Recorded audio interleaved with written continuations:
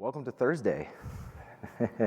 Thank you guys for making it all this way on a Thursday. This may or may not be your last session, but you saved the best for last. My name's Steven, Principal Architect here at ScaleOps, and really excited to get through some reactive scaling that we've seen firsthand with many of our customers, and really what we can do to help. So with that, some of the things and the topics we're going to talk about today is really what is the impossible triangle and what we're always trying to solve for. What are the fundamental foundations to resource management? We're also going to look at what are the different types of elements that you can size within those containers, how you start to overlay things like horizontal pod autoscaling, and then once you start introducing the node layer and how you can adopt more spot instances. And then we're going to get into how you can do this at scale. This is all going to involve custom resources as well as policies driven based on those specific workloads' needs or demands. And then what does the solution look like? So with that, what is the impossible triangle that we're all trying to solve for? Well, it really boils down to these three pillars: reliability, performance, and cost. And within Kubernetes, as you begin to scale, you're not able to always achieve each and every one of them. You end up sacrificing one over the other. So let's take a simple example. When we start with just 10 pods, it's very easy to do each and every one of these. But as you start to scale to 1,000 pods, you start to introduce more waste because you're not able to size each and every one of those applications correctly. And if we go even further and start talking about thousands and thousands of pods, you now start seeing node fragmentation, things that are going to cause even more waste and cause more strain on hitting each and every one of these pillars. So I talked a little bit about how do we see efficiency today. Well, one of the major ways to check for efficiency of the hardware that you're requesting is really going to be request versus usage. And as you kind of see in this graphic, really the developers will request more than what they need. But the usage is much, much lower. And you may be jumping up and down and saying, I have my nodes fully allocated. But in reality, this phantom waste begins. So with that, what is fragmentation and what do we mean by that? It really means that as you begin to scale out, these are conditions that are used only during consolidation, but they're not factored in when you're doing scheduling. So as you begin to scale out, there are constraints that will block these nodes. So you may have 60% utilization on many of your nodes, but at scale, 40% is a lot. So what is the solution today? There are things like the descheduler that you can use to try to help address this, but that is very manual and creates a lot of overhead. So again, to kind of recap, this is the dilemma that we're going to talk about today, and we're going to dive deep into what are some of the options that are available today out of the box, and really what are some of the challenges that those introduce.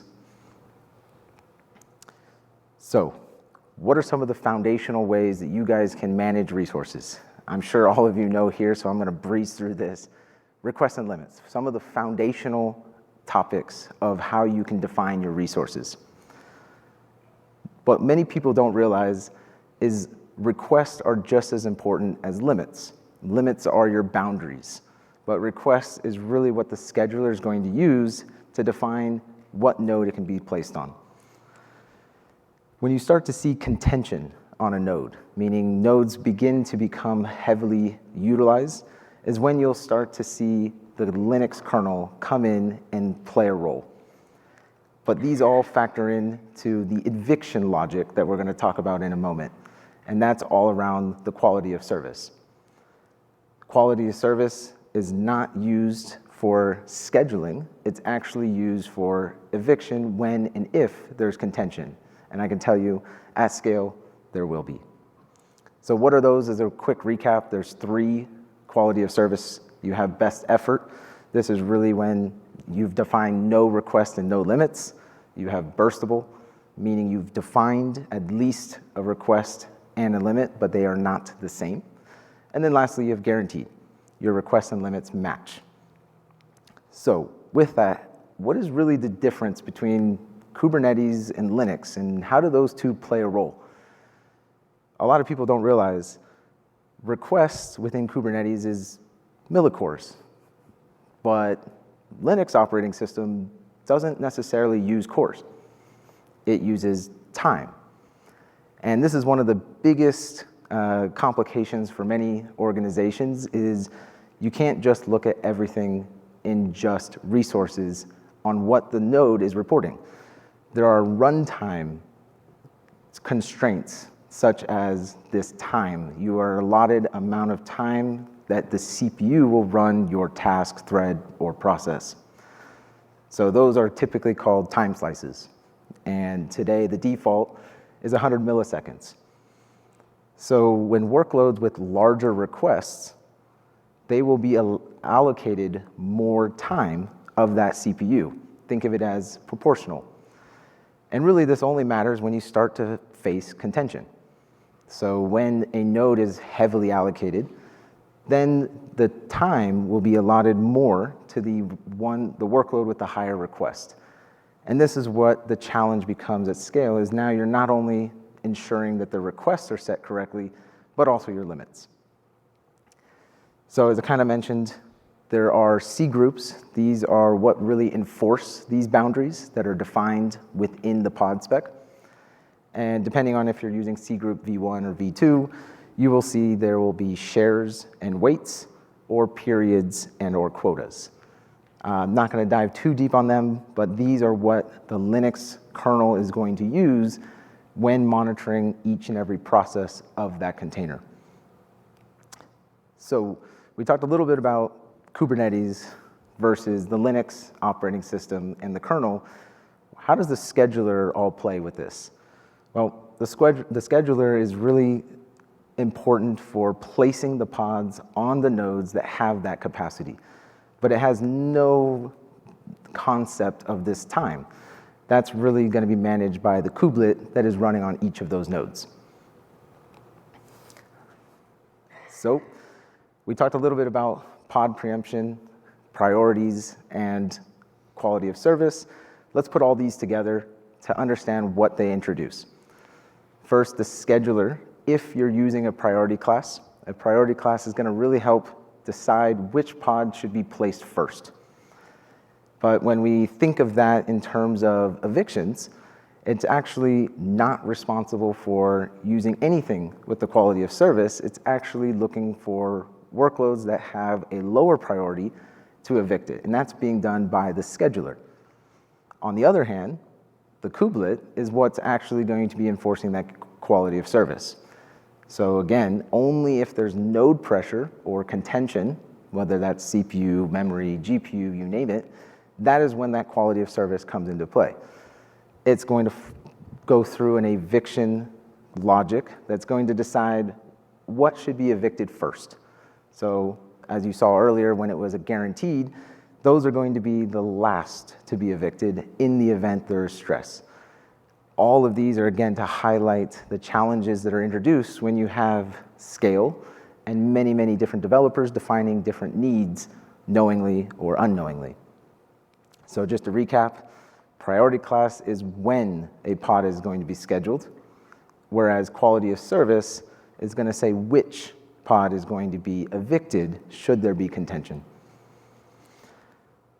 So let's give a quick example. Try to put all of this into practice. I have a node here that has 4 cores. And at the moment, let's say in this fictitious node, I have exactly 4 pods. And each pod is requesting 1 core. And each of these, say, has a ability to consume 4 threads. Well, I'm going to go ahead and do my load testing like any good person should be doing. And what ends up happening is I go ahead and run that load test, and one of those cores becomes busy. The other 3 pods are idle. Nothing's happening. Everybody thinks, okay, we're good. What people don't realize is, going back to that CPU time, this one process, because it has multiple threads, can actually consume the full CPU time up to all 4 cores. Now, why is that really a problem? Well, the problem is you've done your benchmarking with the ability to burst and consume all 4. So you move to production, where you don't have these idle workloads. So exact same situation, same exact node, same 4 pods. This time, they're all busy. You now only have 25% of that same time. And this is the challenge. You start to see app degradation or performance that is completely different than what you just did in dev or QA. Now, some people may say, okay, if I need 4 threads, let's ask for 4 cores. But when it's idle, you're now left with wasted CPU cycles. And this is the conundrum and the challenge that we must face day in and day out when it comes to Kubernetes. So that's why it's important to realize that you're not looking at just CPU resources in the form of cores, but you also have to factor in time. So to kind of put all of that in a nice graphic here, really we're trying to find that sweet spot. At what point is saturation no longer a problem? So you find if you were under-provisioned, you have basically not enough resources to complete the task, and you end up spinning up maybe more replicas or more threads to try to solve it. When you're at that sweet spot, you're able to finish the tasks without dropping the packets, hitting that latency, or really what I like to call the saturation threshold.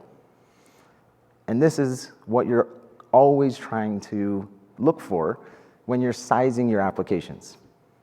This is before we talk about HPAs, scaling in or out. This is fundamentally just scaling a single container. Without this, you're just going to exacerbate the problem once you introduce things like an HPA. So what does this introduce? Well, predictability consistently. You're not able to consistently generate the same performance outputs when you start to have these different environments that have different CPU time as well as different usage patterns across your workloads. You may think, let's add bigger nodes. That will solve the problem. More resources, right? Just double it.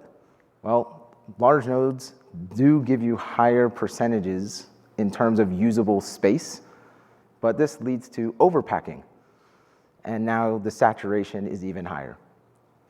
So what are some mechanisms that were introduced to be able to help solve for this? Well, one, I talked a little bit about this earlier, the descheduler.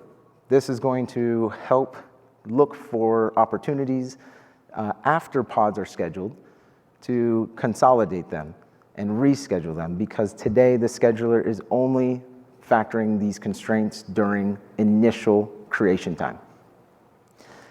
In Kubernetes 1.33, they've also introduced in place. So if you've made the wrong settings, it's much easier to adjust them because Kubernetes has now made them mutable fields within the pod spec.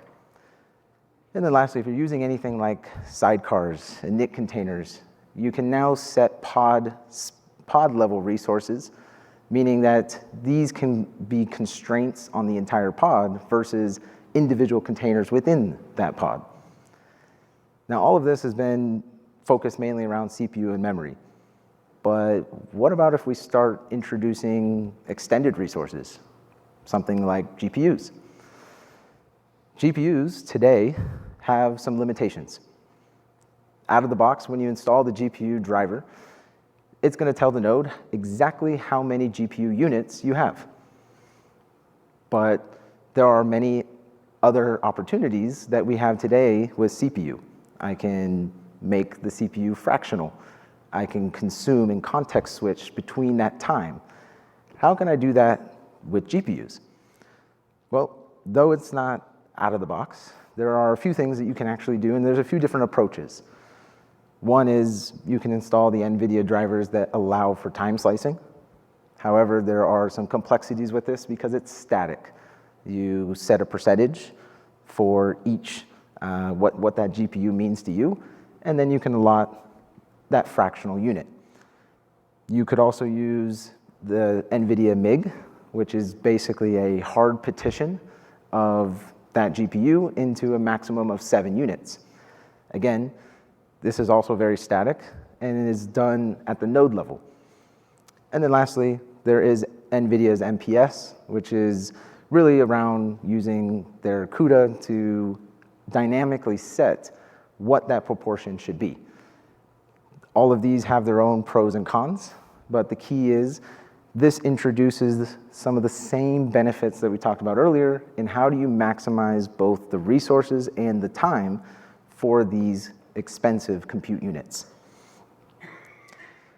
So with all of that, now we have time to scale this out, right? We have 3 major dimensions that are really heavily used today in any large organization with Kubernetes. You have your vertical pod autoscaler, changing the size of each and every container, your HPA, scaling in and out, whether that is with the V2 or with something like Kata using events.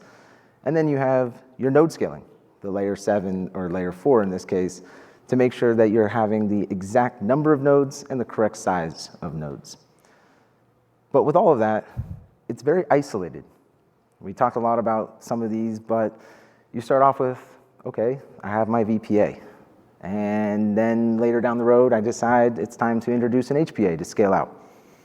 I introduce my descheduler, and now I want to start adopting more Spot. Well, all of these are individual components that don't really talk to one another. And they start to overlap and cause a lot of grief when trying to achieve those 3 pillars mentioned earlier.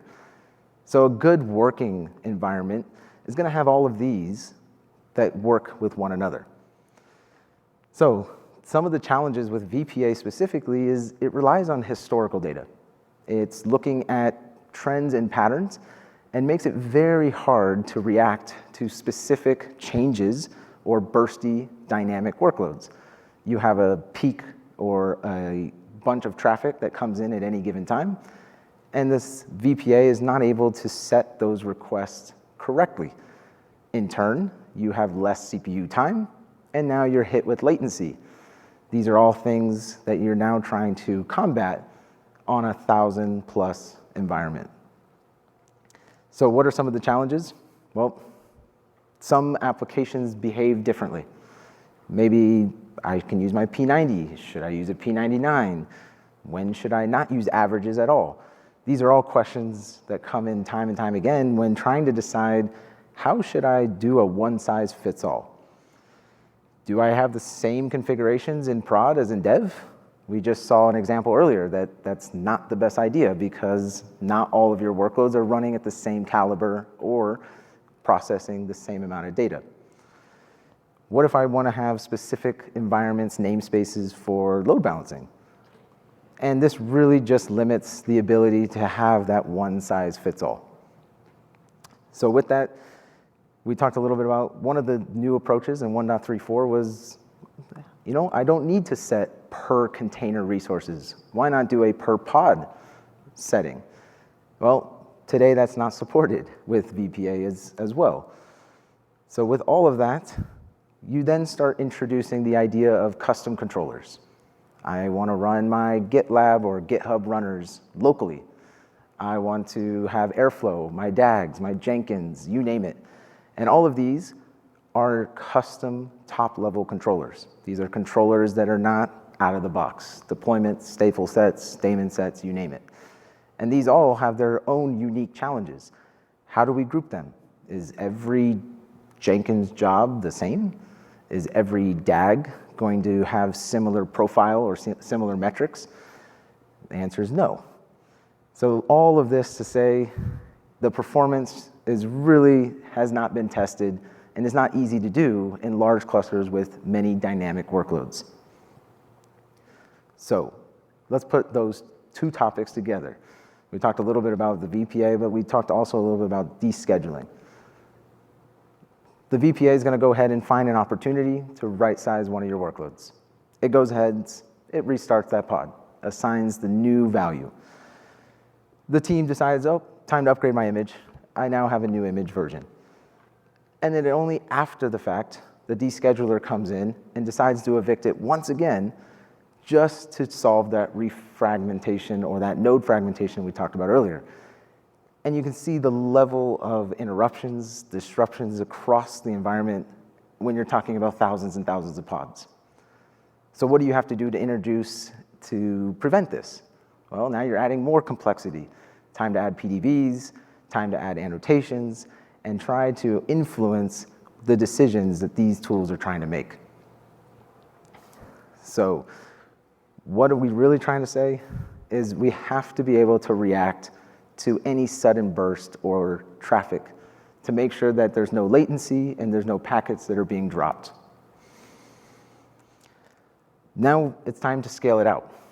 Once you've fully identified what the resources should be for said workload, it's now time to scale this out with HPAs. And there are a couple different ways you can scale out with HPAs. You have CPU and memory are some of the most common, but you can also use custom metrics. You can connect through adapters, and you can also use external metrics. There's a whole slew of things that give you real intel on when your application needs to meet those demands. Out of the box, it's usually every 15 to 30 seconds. It will calculate what is that threshold. If you're above the threshold, scale out. If you're below the threshold, scale in. So let's take a very simple one. Let's take CPU.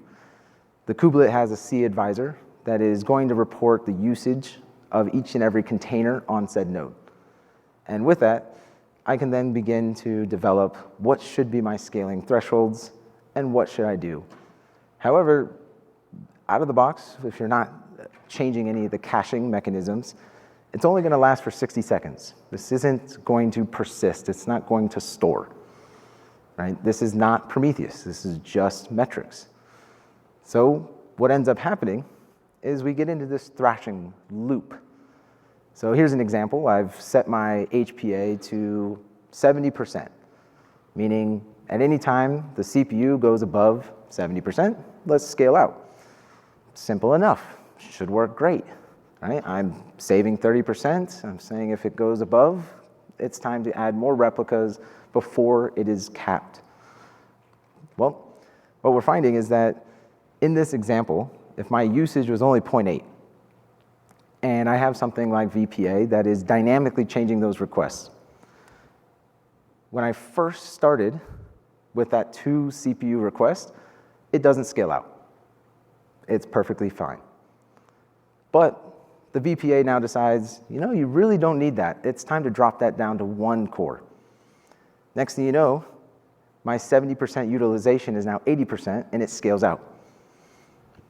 This is going to cause potentially going to max replicas and become counterintuitive with what I was originally trying to solve. Right? The original purpose was to solve the efficiencies. So when you change the request, you don't realize, but you're also changing your triggers, even if the load is exactly the same. So these have to play nice with one another, and that's where we say, let's go beyond just simply CPU and memory. Can we go and extend this to custom resources? So a popular tool of choice is Kata. That's going to allow you to scale on threads or queue, SQS, requests per second, you name it. So just to summarize, what are some of the challenges and where do we see conflicts? Well, really, if you're going to use both VPA and HPA, either A, you're going to need to make sure that they're using custom metrics that is not CPU and memory. You need to make sure that if you are going to do it, you do it manually so that it's safe and meets the actual demands of your application.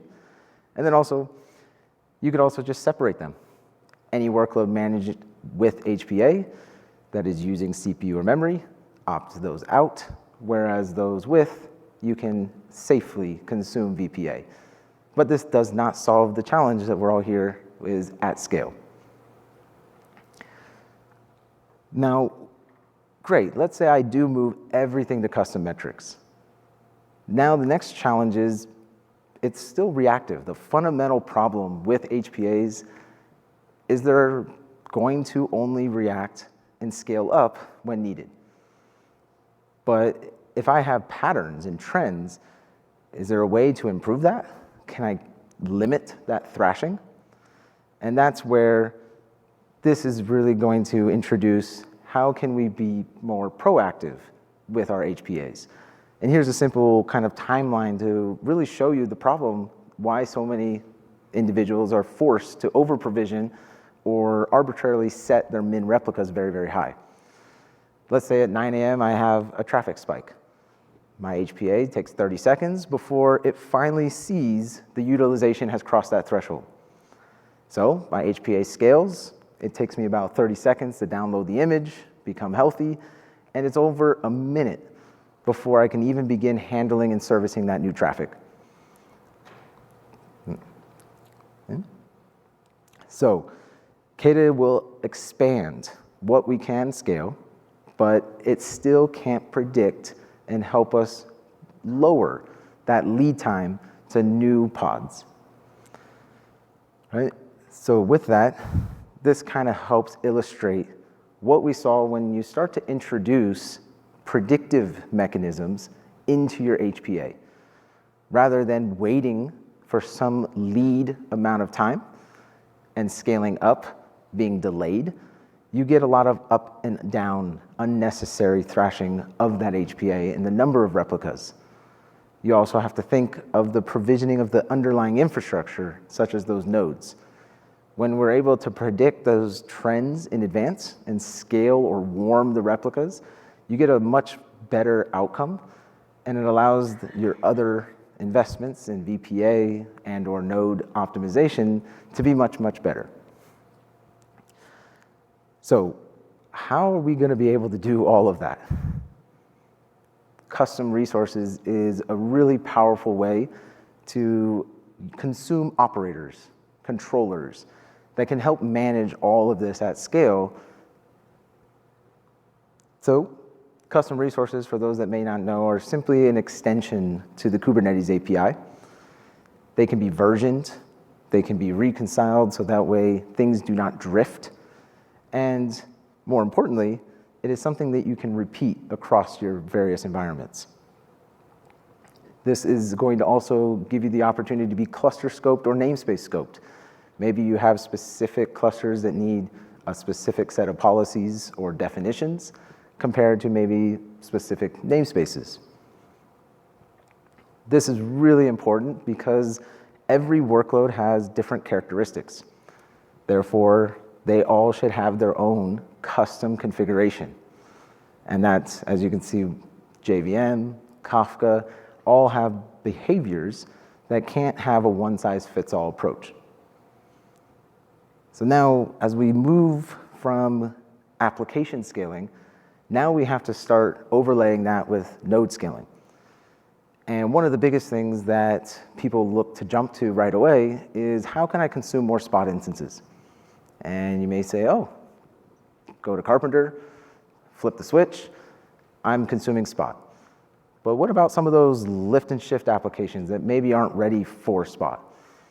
Now you're looking to do something like this.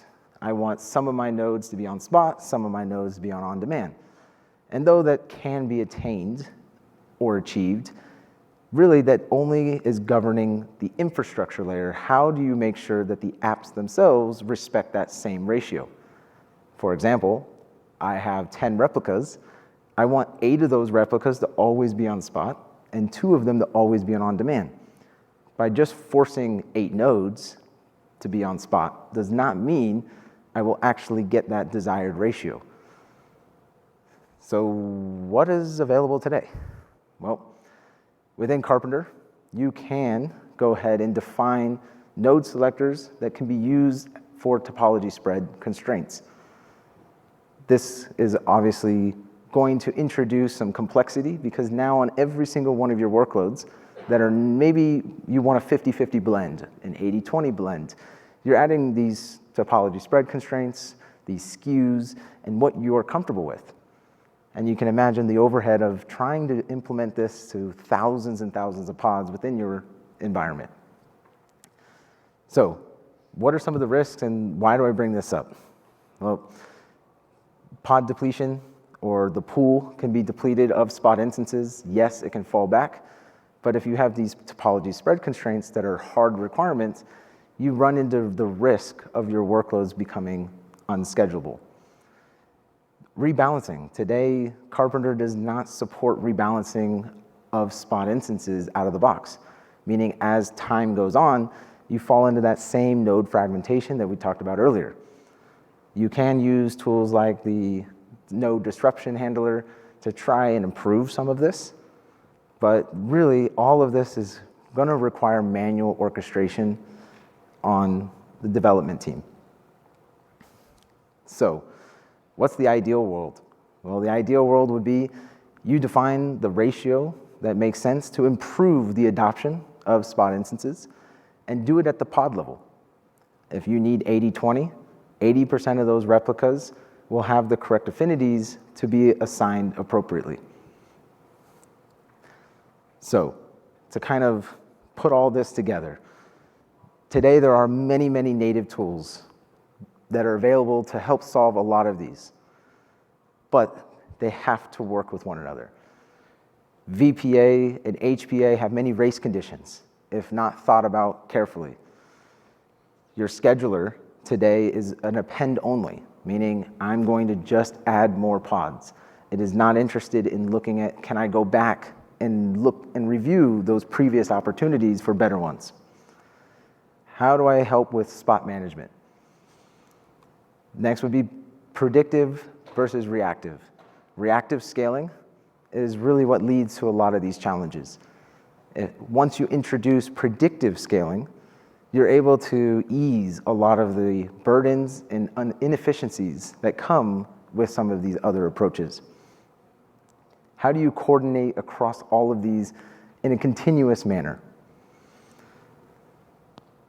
So, that is where we come in. So ScaleOps exists today to do all of those things that we just mentioned today. We're context aware. We're looking at every single layer of scaling that you have within your cluster. And we're going to make sure that we're auto-detecting the specific workload characteristics to define the most appropriate policy to meet the needs of said application. And then lastly, we really want to make sure that during any contention, that there's a way to not only heal, but also react to those sudden bursts or changes in traffic. And you don't have to believe me, believe any of our customers that are running in full production with this at scale.